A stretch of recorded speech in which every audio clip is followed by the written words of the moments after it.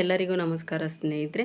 ಸೇವಂತಿಗೆ ಗಿಡಗಳು ಹೆಲ್ದಿಯಾಗಿ ವರ್ಷ ಪೂರ್ತಿ ಹೂವು ಬರ್ತಾ ಇರಬೇಕು. ಗಾರ್ಡನ್ನಲ್ಲಿ ಯಾವುದಾದ್ರೂ ಗಿಡ ಆಗಿರ್ಬೋದು, ಸೇವಂತಿಗೆ ಗಿಡ ಅಂತಲೇ ಅಲ್ಲ, ಪ್ರತಿಯೊಂದು ಗಿಡದಲ್ಲೂ ಕೂಡ ಹೂವನ್ನ ನಾವು ನೋಡ್ತಾ ಇರಬೇಕು. ಗಿಡ ಹೆಲ್ದಿಯಾಗಿರಬೇಕು, ಚೆನ್ನಾಗಿ ಬರ್ತಾ ಇರಬೇಕು, ಗಿಡ ಒಣಗಬಾರ್ದು, ಹಚ್ಚ ಹಸಿರಾಗಿರಬೇಕು, ಗಾರ್ಡನ್ ತುಂಬ ಹೂವು ಕಾಣಬೇಕು ಸೇವಂತಿಗೆ ಗಿಡದಲ್ಲಿ ಅನ್ನೋರು ಈ ವಿಡಿಯೋನ ತಪ್ಪದೆ ಮಿಸ್ ಮಾಡದೆ ನೋಡಿ ಸ್ನೇಹಿತರೆ. ಹೊಸಬರು ಯಾರಾದರೂ ವಿಡಿಯೋ ನೋಡ್ತಾ ಇದ್ದರೆ ಪ್ಲೀಸ್ ಸಬ್ಸ್ಕ್ರೈಬ್ ಮಾಡಿಕೊಡಿ. ವಿಡಿಯೋ ನಿಮ್ಗೆ ಇಷ್ಟ ಆದರೆ ಪ್ಲೀಸ್ ಲೈಕ್ ಕೊಟ್ಟು ಶೇರ್ ಮಾಡಿ ಸ್ನೇಹಿತರೆ. ನಮ್ಮ ಗಾರ್ಡನ್ನಲ್ಲಿ ಇಷ್ಟು ಚೆನ್ನಾಗಿ ಸೇವಂತಿಗೆ ಗಿಡಗಳು ಬರೋದಕ್ಕೆ ಕಾರಣ ನಾನು ಅದಕ್ಕೆ ಏನೆಲ್ಲ ಗೊಬ್ಬರಗಳನ್ನ ಹಾಕ್ಕೊಳ್ತೀನಿ ಅಂತ ಪ್ರತಿಯೊಂದು ವೀಡಿಯೋನೂ ನಾನು ಅಪ್ಲೋಡ್ ಮಾಡ್ತಾ ಇರ್ತೀನಿ. ಪ್ರತಿ ಸಲನೂ ಕೂಡ ನಾನು ಯಾವುದೇ ಒಂದು ಗೊಬ್ಬರ ಹಾಕಿದ್ರೂ ಆ ವಿಡಿಯೋನ ಅಪ್ಲೋಡ್ ಮಾಡಿದ್ದೀನಿ ಸ್ನೇಹಿತರೆ. ನೀವು ಹೋಗಿ ಒಂದು ಸಲ ಬೇಕಾದ್ರೆ ನಾನು ಹಾಕಿರುವಂತಹ ಹಳೆ ವೀಡಿಯೋಗಳನ್ನ ಚೆಕ್ ಮಾಡ್ಕೊಳ್ಳಿ. ನೋಡಿ, ನಮ್ಮ ಗಾರ್ಡನ್ನಲ್ಲಿರುವಂತಹ ಸೇವಂತಿಗೆಗಳು ಎಷ್ಟು ಹಚ್ಚ ಹಸಿರಾಗಿದ್ದಾವೆ. ಹಳೇ ಸಸಿಗಳಾಗಿರ್ಬೋದು, ಇಲ್ಲ ಹೊಸ್ದಾಗಿ ಹಾಕಿರುವಂತಹ ಸಸಿಗಳಾಗಿರ್ಬೋದು, ಹೂ ಬಿಟ್ಟು ಖಾಲಿಯಾಗಿ ಮತ್ತೆ ಗಿಡಗಳು ಬ್ಯುಸಿಯಾಗಿ ಎಷ್ಟು ಚೆನ್ನಾಗಿ ಬಂದಿದ್ದಾವೆ ಅಂತ ನೀವು ನೋಡ್ತಾ ಇರ್ಬೋದು. ನಾನು ಹೂ ಬಂದಂಗೆಲ್ಲ ಕಟ್ ಮಾಡ್ತಾ ಇರ್ತೀನಿ, ಆದರೆ ಗಿಡಗಳು ನೋಡಿ ಎಷ್ಟು ಚೆನ್ನಾಗಿ ಬಂದಿದ್ದಾವೆ ಅಂತ. ಇದಕ್ಕೆ ಕಾರಣ ನಾವು ಕೊಡುವಂತಹ ಗೊಬ್ಬರಗಳೇ ಕಾರಣ. ತುಂಬ ಜನಕ್ಕೆ ಸೇವಂತಿಗೆ ಸಸಿಗಳನ್ನ ಆರೈಕೆ ಮಾಡೋಕ್ಕೆ ಬರೋದಿಲ್ಲ, ಒಣಗಿಸ್ಬಿಡ್ತಾರೆ. ಅದು ಅವ್ರಿಗೆ ಕೈಲಿ ಬರೋದಿಲ್ವೋ, ಇಲ್ಲ ಅವರು ಬೇಕು ಅಂತಲೇ ಮಾಡ್ತಾರೋ ಗೊತ್ತಿಲ್ಲ. ಆದರೆ ಗಿಡಗಳು ಒಬ್ಬೊಬ್ರ ಕೈಲಿ ಚೆನ್ನಾಗಿ ಬರೋದಿಲ್ಲ.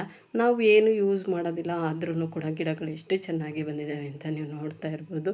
ನಾವು ಗಿಡಗಳು ಹಾಕಿದ್ರೆ ಸಾಕು, ಸ್ವಲ್ಪ ಅದಕ್ಕೆ ಹಾಕುವಂತಹ ಗೊಬ್ಬರಗಳು ಯಾವುದಾದ್ರೂ ಆ ಗೊಬ್ಬರಗಳನ್ನ ಹಾಕೋದ್ರಿಂದ ಗಿಡಗಳು ಇಷ್ಟು ಹೆಲ್ದಿಯಾಗಿ ಬಂದಿದ್ದಾವೆ. ಇವತ್ತು ನಾನು ಎಪ್ಸಮ್ ಸಾಲ್ಟ್ನ ಯಾವ ರೀತಿ ಯೂಸ್ ಮಾಡೋದು ಅನ್ನೋದನ್ನ ಈ ವಿಡಿಯೋದಲ್ಲಿ ನಿಮಗೆ ತಿಳಿಸ್ಕೊಡ್ತೀನಿ ಸ್ನೇಹಿತರೆ. ನಾನು ಇವಾಗ ಖಾಲಿ ಡಬ್ಗೆ ಒಂದು 5 ಲೀಟರಷ್ಟು ನೀರನ್ನ ತೊಗೊಂಡಿದ್ದೀನಿ. ಇದಕ್ಕೆ ನಾನು 2 ಸ್ಪೂನ್ನಷ್ಟು ಎಪ್ಸಮ್ ಸಾಲ್ಟ್ನ ಹಾಕ್ಕೊಳ್ತಾ ಇದ್ದೀನಿ. ಇದನ್ನು ನಾವು ಯಾವ ಪ್ರಮಾಣದಲ್ಲಿ ಹಾಕಿದ್ರೆ ಗಿಡಗಳು ಹೆಲ್ದಿಯಾಗಿ ಬರ್ತವೆ ಅಂತ ಈ ವಿಡಿಯೋದಲ್ಲಿ ನಿಮಗೆ ತೋರಿಸ್ತಾ ಇದ್ದೀನಿ ಸ್ನೇಹಿತರೆ. ಇದಕ್ಕೆ 5 ಲೀಟರ್ಗೆ 2 ಸ್ಪೂನಷ್ಟು ಮಾತ್ರ ಹಾಕೋಬೇಕು. ಯಾಕೆ ಅಂದರೆ ಇವಾಗ ಬಿಸಿಲು ಜಾಸ್ತಿ ಇರೋದ್ರಿಂದ ಗಿಡಗಳು ಒಣಗೋಗೋ ಚಾನ್ಸಸ್ಸು ತುಂಬಾ ಇರುತ್ತೆ. ಅದಕ್ಕೋಸ್ಕರ ಅದು ಸ್ವಲ್ಪ ಜಾಸ್ತಿ ಆಯಿತು ಅಂದರೂ ಕೂಡ ಗಿಡಗಳು ಒಣಗೋಗ್ಬಿಡ್ತವೆ. ಅದಕ್ಕೋಸ್ಕರ ಹೇಳ್ತಾಯಿದ್ದೀನಿ, ನಿಮಗೆ ಗಿಡಗಳು ಜಾಸ್ತಿ ಇದ್ದರೆ 10 ಲೀಟರಷ್ಟು ನೀರು ತೊಗೊಂಡು 4 ಸ್ಪೂನಷ್ಟು ಎಪ್ಸಮ್ ಸಾಲ್ಟ್ನ ಹಾಕಿ ಈ ರೀತಿ ಅದು ಚೆನ್ನಾಗಿ ಕರಗಿ ನಾವು ತುಂಬ ಸಲ ಕಲಾಯಿಸಬೇಕು ಇದನ್ನು ನೀರನ್ನ. ಆವಾಗ ಅದು ಎಲ್ಲ ಫುಲ್ಲು ಕರ್ಗೋಗ್ಬಿಟ್ಟಿರುತ್ತೆ. ಒಂದು 5 ನಿಮಿಷ ಬಿಟ್ಟರೆ ಸಾಕು, ಕರ್ಗೋಗ್ಬಿಟ್ಟಿರುತ್ತೆ. ಅದನ್ನು ನಾವು ಎಲ್ಲ ಗಿಡಗಳಿಗೂ ಹಾಕೋದ್ರಿಂದ ಗಿಡಗಳು ಚೆನ್ನಾಗೇ ಬರ್ತವೆ ಸ್ನೇಹಿತರೆ. ಯಾವುದೇ ಗಿಡ ಹಾಳಾಗೋದಿಲ್ಲ. ಅದನ್ನು ನಾವು ಹಾಕೋ ರೀತಿನ ತಿಳ್ಕೊಂಡ್ರೆ ಸಾಕು, ಗಿಡಗಳು ಒಣಗೋದಿಲ್ಲ ಸ್ನೇಹಿತರೆ. ನೋಡಿದ್ರಲ್ಲ ನಾನು ಯಾವ ರೀತಿ ನಮ್ಮ ಗಾರ್ಡನಲ್ಲಿರುವಂತಹ ಸೇವಂತಿಗೆ ಗಿಡಗಳನ್ನ ಆರೈಕೆ ಮಾಡ್ಕೊಂಡಿದ್ದೀನಿ ಅಂತ. ಎಲ್ರಿಗೂ ವಿಡಿಯೋ ಇಷ್ಟ ಆಗಿದೆ ಅಂತ ತಿಳ್ಕೊಳ್ತೀನಿ ಸ್ನೇಹಿತರೆ. ಈ ವಿಡಿಯೋ ಏನಾದರೂ ನಿಮ್ಗೆಲ್ರಿಗೂ ಇಷ್ಟ ಆಗಿದ್ದರೆ ಬೇರೆಯವ್ರಿಗೆ ಅನುಕೂಲ ಆಗಲಿ. ನಿಮ್ಗೆ ಯಾರಾದರೂ ಗೊತ್ತಿರೋರಿದ್ದರೆ ವಿಡಿಯೋನ ಶೇರ್ ಮಾಡಿ ಸ್ನೇಹಿತರೆ. ನಾನು ಇವತ್ತಿನ ವಿಡಿಯೋನ ಮುಗಿಸ್ತಾ ಇದ್ದೀನಿ.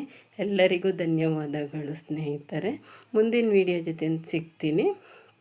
ನೋಡ್ತಾ ಇದ್ದೀರಲ್ಲ ನಮ್ಮ ಗಾರ್ಡನ್ನಲ್ಲಿ ಎಷ್ಟು ಚೆನ್ನಾಗಿ ಸೇವಂತಿಗೆ ಗಿಡಗಳು ಬಂದಿದ್ದಾವೆ ಅಂತ. ಇವತ್ತಿನ ವಿಡಿಯೋ ಎಲ್ರಿಗೂ ಇಷ್ಟ ಆಗಿದೆ ಅಂದ್ಕೊಳ್ತೀನಿ ಸ್ನೇಹಿತರೆ. ಎಲ್ಲರಿಗೂ ಧನ್ಯವಾದಗಳು.